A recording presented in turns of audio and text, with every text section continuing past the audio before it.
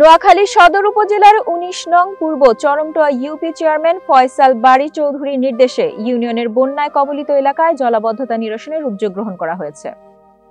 শনিবার সকাল থেকে দিনব্যাপী এই জলাবদ্ধতা নিরসন কর্মসূচি পালন করা হয়।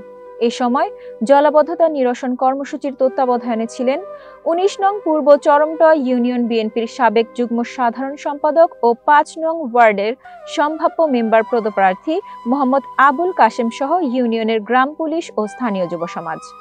জলাবদ্ধতা নিরসনে এমন উদ্যোগকে স্বাগত জানান এলাকাবাসী।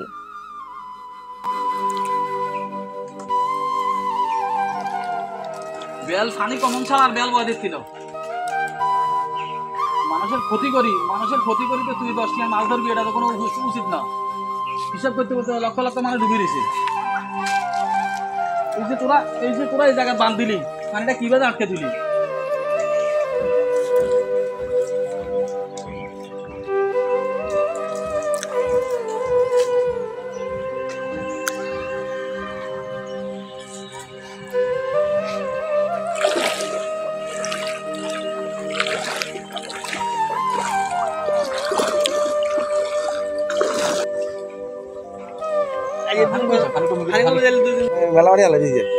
এগুলো তো কীর্তি আবার